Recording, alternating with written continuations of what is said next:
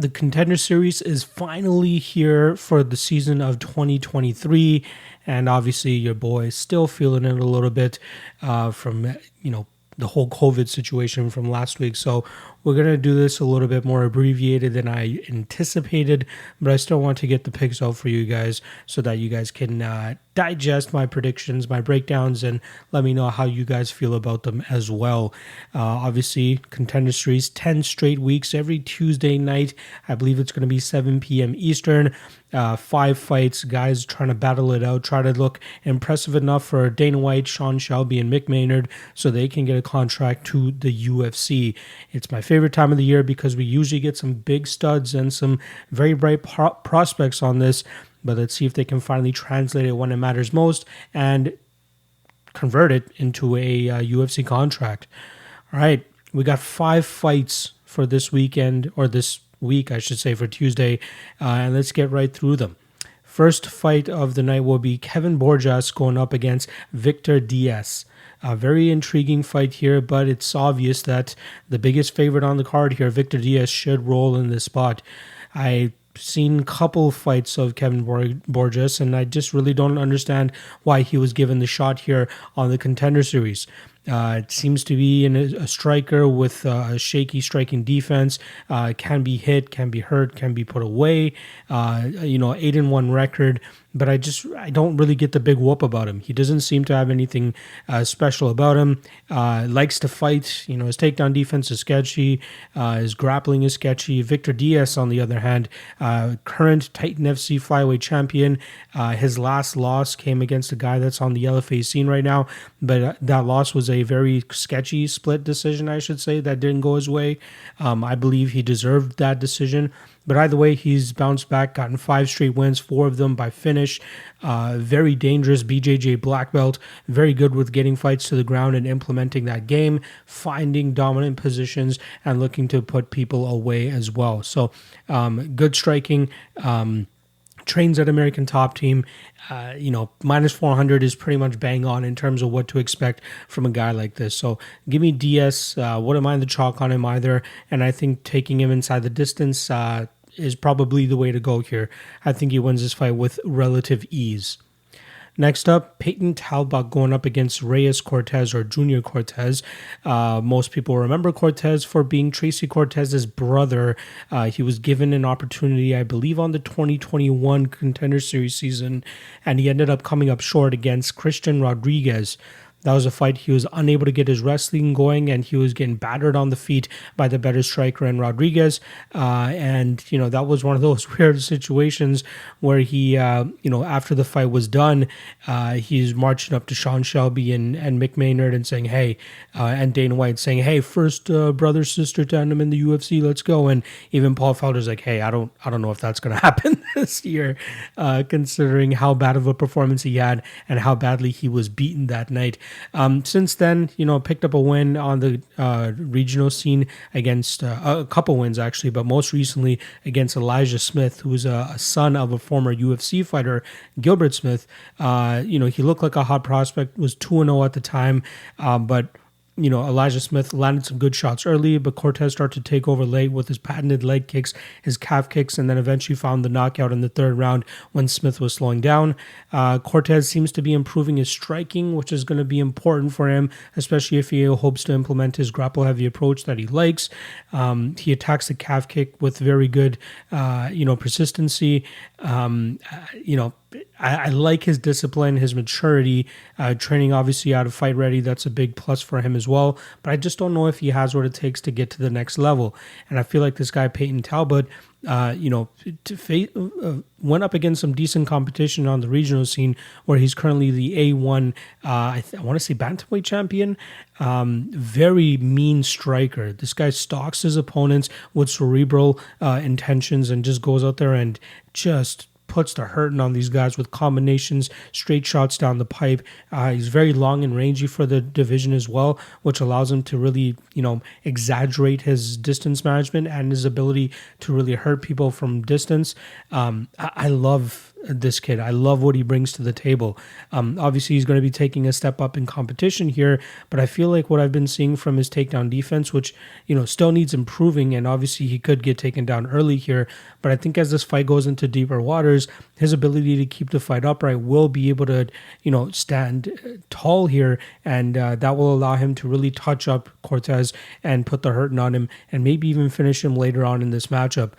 Cortez disciplined, and obviously he's had a lot of good experiences to this point, but I don't think he's going to do well against a guy who's going to be pushing it the way that Talbott was.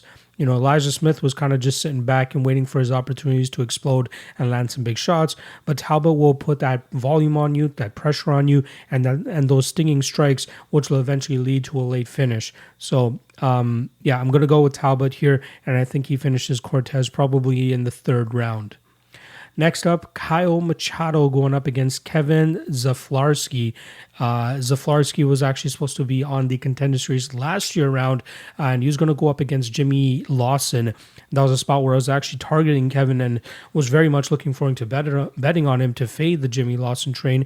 Thankfully, I was still able to do that with Carl Williams, but Kevin has a tremendous amount of experience already. He went 9-0 on the amateur scene, won the IMMFAs in Las Vegas years back. He's a very well-rounded fighter. He kind of reminds me of Martin Buday a little bit, but maybe not as much with the hard-nosed striking approach that Buday has. Szaflarski is very good on the ground. He's very, crafty with the submission game as well when he gets guys to the mat, and he has good cardio as well for a guy that's his size. He's faced some decent competition on the regional scene as well, and I think he's more than ready for this Contender Series opportunity. His opponent, Kyle Machado, was the BFL heavyweight champion, which is one of the premier West Coast organizations up here in Canada. But the one thing that they failed to offer him was legitimate opponents in the heavyweight division. Obviously, he was facing guys like Lee Meehan, who's in his, close to his 50s or over his 50s, I believe, at that point in time. Even other guys that were just either very old or very just big and roided up and were gassing within the first couple minutes of a fight.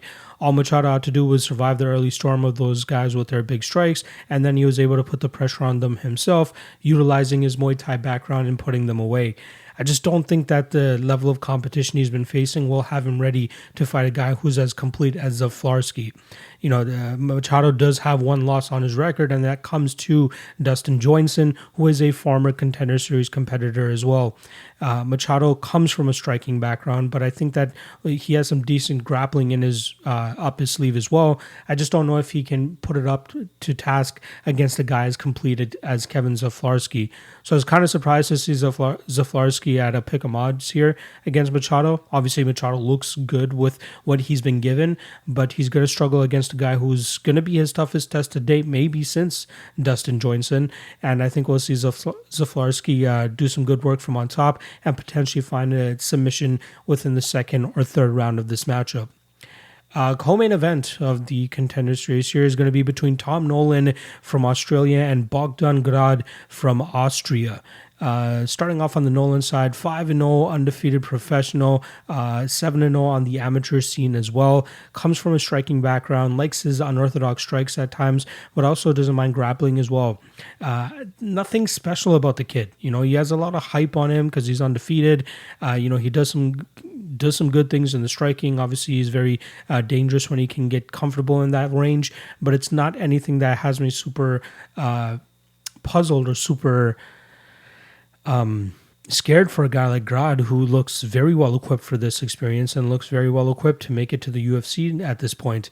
He's comes from a striking background as well, but he's very aggressive with his jiu-jitsu, which he's a purple belt at this point in time. But he does a good job in terms of getting takedowns and then riding his opponents from on top. And that includes, transitioning from position to position and getting to dominant positions and then finding that finish that's required, whether it's the submission or even just posturing up and raining down big shots.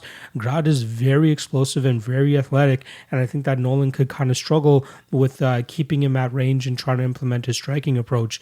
I don't think Nolan offers anything off of his back that Grad hasn't faced or dealt with yet, and I think that's going to allow Grad to pretty much, I don't want to say do what he wants. Obviously, he'll face some resistance here from Nolan, but I was kind of surprised to see Grad as the underdog in this spot.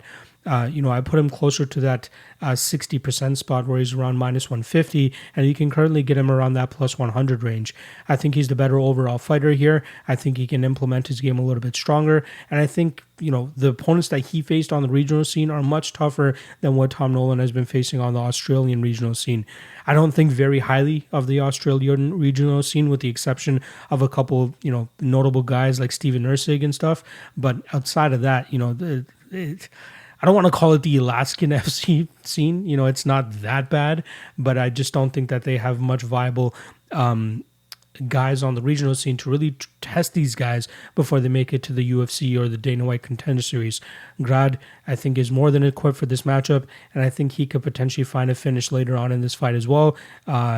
Too explosive, too powerful, too strong, too much power, and very good submissions as well. I think he's going to be too much for Tom Nolan here. And that brings us to our main event here, which goes down in the middleweight division. Excuse me. I almost got through this whole podcast without coughing, so I apologize for that. On the tail end of this COVID thing, hopefully done by early next week. All right. Cesar Almeida going up against Lucas Fernando. Cesar Almeida coming from a striking background, specifically from the Glory kickboxing scene, where he's put together a 47-7-1 kickboxing record, not just with Glory, but throughout his whole entire kickboxing record or career.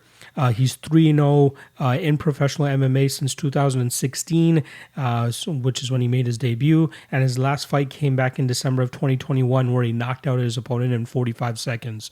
It's obvious what this guy does. He stalks his opponents, he waits for his opportunity to land big shots and throw big shots and eventually knock them out. There's not a ton of tape on him dealing with anything other than that, because it seems like his opponents are pretty much broken by the time they step in the cage with him. But he's going up against a much more complete Lucas Fernando, who's currently the LFA middleweight champion.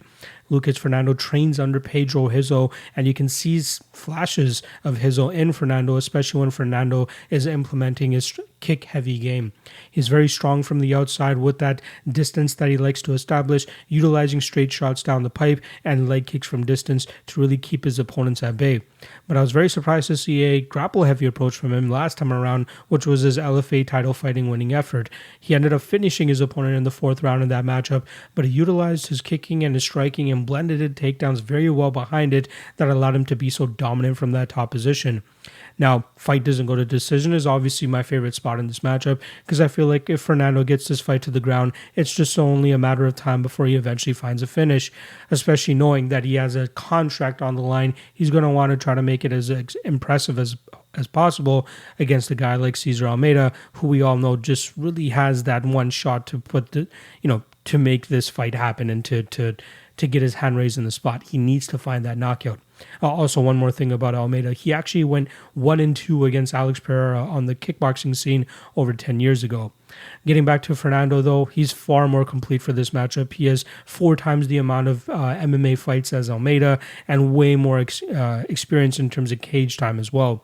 I think that Fernando eventually drags this fight to the ground and finds a finish from that top position, but Cesar Almeida is going to make it very difficult to do that with his striking style. It's very difficult to tell what Almeida's takedown defense looks like, considering we haven't really seen much of it on display from the tape that we have available, but you got to believe with how early he is in his MMA career still, that's going to be very difficult for him to get it to the ground. And again, Lucas Fernando is no slouch in the striking realm either. Training under a guy like Pedro Rizzo, I'm sure they have a perfect game plan to really strike with Almeida for a little bit and then surprise him with the takedown, where he can do his best work from on top and eventually find a finish. So give me Fernando. Probably in this second round, we see him get a TKO from on top or even find a submission victory as well. But I don't mind eating that chalk on the fight doesn't go to decision either. There you guys go. 5 fights breaking down for the Contender Series, so my voice is just about to give up on me. I will be back in the next few days to drop the MMA Lockcast for the UFC Vegas. I think it's 79, whatever the number is, but it's headlined by Rafael dos Anjos and Vicente Luque. Hopefully, if my voice and my body gets all right, I'll be able to do this in the format that you guys enjoy with the video and all that stuff and the bells and whistles. But as of right now, just wanted to get this breakdown out for you guys. Hopefully, you guys enjoy it and are prepared for the 10 straight weeks that we got for the Contender Series. I can't wait. Sundays are going to be the day that I drop this podcast, so keep your eyes peeled. Appreciate you guys. Love you guys. And I'll catch you guys in a few days. Peace.